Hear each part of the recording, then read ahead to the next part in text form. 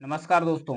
Israel में GPS को block कर दिया गया है, खासकर जो सेंट्रल इज़राइल है और उत्तरी इज़राइल है, वहां पर ब्लॉक कर दिया गया है। क्या इज़राइल में एक नई जंग की शुरुआत होने वाली है? तो इन सारे मुद्दे को समझेंगे डिटेल से कि मैटर हुआ क्या था। क्योंकि सीरिया के अंदर से जो ईरान का वाणिज्यिक दूतावास है, वहां पर अटैक किया गया है। वहां पर 13 जो सैन्य कर्मी है, उसके साथ साथ जो एक रिवोल्यूशनरी गार्ड का जनरल अधिकारी है ईरान का, वो मारा गया है। ये बहुत बड़ा हादसा हुआ है। तो इसमें बताया जा रहा है, ईरान के द्वारा भी आरोप लगाया गया है कि जो इज़राइल है उसी का काम है, उसी के द्वारा अटैक किया गया है। हालांकि इज़राइल के द्वारा इस मुद्दे पर किसी भी प्रकार की प्रतिक्रिया नहीं आई है। लेकिन इज़राइल से सटा जो देश है एक लेबनान, जिसे बताया जाता है कि वो ईरान का समर्थक देश माना जाता है। इसके द्वारा जो उत्तरी गाजा है, यानी कि उत्तरी इज़राइल है, उत्तरी इज़राइल का एरिया है, यहाँ पर और लेबनान के बीच में लगातार यानी कंटिन्यूअसली गोलीबारी स्टार्ट है। तो हाई अलर्ट जारी किया गया है, किसके द्वारा? इज़राइल के द्वारा जारी किया गया है कि और उसके बाद जो आईडीएफ है, यानी कि जो इजरायली डिफेंस फोर्स है, उसके द्वारा भी जितनी इसकी सारी यूनिट्स है, उसको बुला लिया गया है तुरंत। उनकी जितनी भी छुट्टियां हैं रद्द कर दिया गया है। अब बुलाया गया, बताया गया है कि आपको तुरंत ड्यूटी पर आ जाए, आने वाला है, क्योंकि इसराइल पर कभी भी अटैक हो सकता है। खासकर जो शुक्रवार का दिन है, इसे कुड्स डे या यरूशलेम डे के रूप में भी मनाया जाता है, ताकि ये जो दिन है काफी पवित्र है, क्योंकि जो रमजान चल रहा है, रमजान महीने का जो अंतिम शुक्रवार है, तो इसे पवित्र माना जाता है। क्योंकि हर शुक्रवार को ही ईरान के अंतर्गत फलस्तीनियों के समर्थन में, यहाँ पर देखिए जो गाजा पट्टी है और जो वेस्ट बैंक है, इसे फलस्तीन बोला जाता है सामूहिक रूप से। इनके समर्थन में, क्योंकि इजराइल के द्वारा उन पर क्रैक डाउन किया जाता है, तो बार बार इनके बीच में कड़वाहट रहती है। तो फलस्तीनियों के समर्थन में जो हर शुक्रवार को ईरान में ही एक रैली निकाली जाती है, एक सभा संबोधित किया जाता है इजराइल के खिलाफ। तो इस दिन को पवित्र माना जा रहा है कि शुक्रवार तक हो सकता है कि उस पर अटैक कर दिए जाए। तो इन सब सारी चीजों को लेकर मुद्दा इस समय गर्म है। टाइम्स ऑफ इजराइल की एक रिपोर्ट के अनुसार बताया गया है कि जो इजराइल के लोग हैं, उनसे अपील की गई है कि ऐप पर अपने लोकेशन को जो मैनुअल है वो सेट करके रखे, और आने वाले जो रॉकेट हमले हैं, आने वाला जो रॉकेट हमले हैं, उससे तुरंत उन्हें पता चल जाएगा कि कहाँ पर अटैक होने वाला है, कहाँ पर अलर्ट हो जाना है, जिससे जो जान माल की हानि है वो नहीं हो पाएगी। तो ये अलर्ट जारी कर दिया गया है, किसके द्वारा? इजराइल के द्वारा।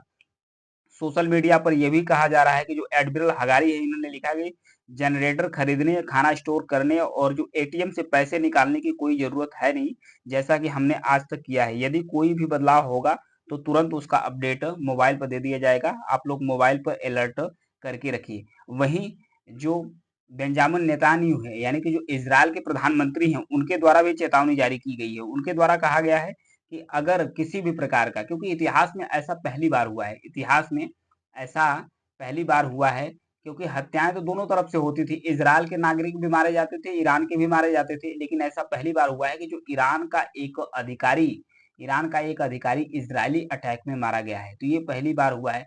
वहीं इजराइल के जो प्रधानमंत्री हैं बेंजामिन नेतान्याहू, इनके द्वारा यह भी कहा गया है कि अगर किसी भी प्रकार का अटैक इजराइल पर होता है तो इसका अंजाम काफी बुरा होगा, क्योंकि इजराइल काफी ज्यादा मात्रा में, भारी मात्रा में जिस देश की तरफ से अटैक हुआ उस पर अटैक करेगा, और उसका काफी मतलब उसका काफी नुकसान करेगा। क्योंकि इस समय इजराइल चारों तरफ से घिरा पड़ा है, क्योंकि इजराइल की आलोचना हो रही है, क्योंकि जो हेल्पर थे वहां पर, हेल्पर, क्योंकि गाजा पट्टी के विरुद्ध इजराइल का जंग चला हुआ है। यहाँ पर गाजा पट्टी में जो हमास है, इसे कंट्रोल करता है, हमास के द्वारा इजराइल पर अटैक किया गया था। तो इजराइल ने रिटेलिएट्स करके इस पर गाजा पट्टी पर अटैक करा है। तो जिसमें आम जो जन है वो भी प्रभावित हुई है, क्योंकि उत्तर से भी ब्लॉक करके रखा गया है, दक्षिण से भी इजराइल की तरफ से ब्लॉक करके रखा गया है।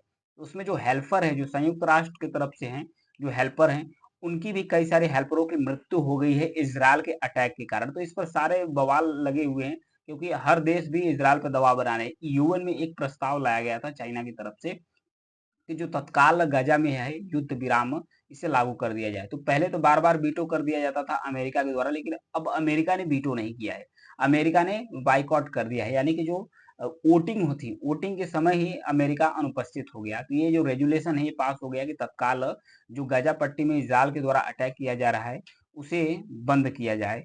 ये किया गया है किसके द्वारा? यूएन के द्वारा, संयुक्त राष्ट्र के द्वारा। तो ये जो अमेरिका है ये भी धीरे धीरे अपना पीछा खींचना शुरू कर दिया है। तो उसके बाद उन्होंने ये भी कहा है, जो बाइडेन है अमेरिका के राष्ट्रपति, उनके द्वारा कहा गया है कि जो गाजा में हेल्पर हैं, यानी जो हेल्प वर्कर हैं, उन्हें गंभीर चोट आई है, उनकी जो हत्या हो रही है, वे किसी तरीके से स्वीकार नहीं किया जा सकता है। ये कहा जा रहा है कि इसके द्वारा जो जो बाइडेन है, यानी कि जो अमेरिका के राष्ट्रपति है, यानी बाइडेन प्रधानमंत्री नेतन्याहू से तत्काल युद्ध विराम पर भी सहमत होने की अपील की है और कहा कि आम लोगों की जो सुरक्षा है, इसमें हेल्थ वर्कर्स हो गए और जो इज़राइल मजबूत और ठोस कदम उठाना चाहिए, उसी इज़राइल को उठाना चाहिए ताकि जो मानवीय सहायता है, बिना किसी बाधा, बिना किसी लाग लपेट के जो गाजा पट्टी है वहां पर पहुंचे, जो यहाँ पर आम फलस्तीनी रहते हैं, क्योंकि उनकी पहले से ही 30,000 से अधिक मृत्यु हो चुकी है।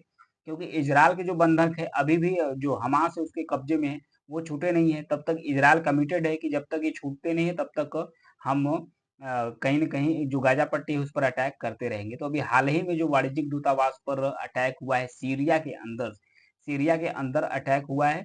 ये वाणिज्यिक दूतावास किसका था? ईरान का था। उसमें 13 नागरिकों सहित, 13 सैनिकों सहित और एक जो रिवॉल्यूशनरी गार्ड थे, अधिकारी थे, वो मारा गया है ईरान का। तो ईरान भी अब एकदम बोला है कि मैं इज़राइल पर कभी भी अटैक कर सकता हूँ। हालाँकि ईरान के द्वारा यह भी नहीं कहा गया है कि वह किस रूप में हमला कर सकता है, किस प्रकार से, लेकिन चेताया ज़रूर है कि इसका अंजाम इज़राइल को भुगतना होगा। हालाँकि इज़राइल भी अपने देश में अलर्ट जारी कर चुका है, तो देखिए दोनों के बीच में क्या रिएक्शन होता है। आने वाले जो भी न्यूज़ बनेगा उसका मैं एनालिसिस आपको बताऊँगा। Thank you.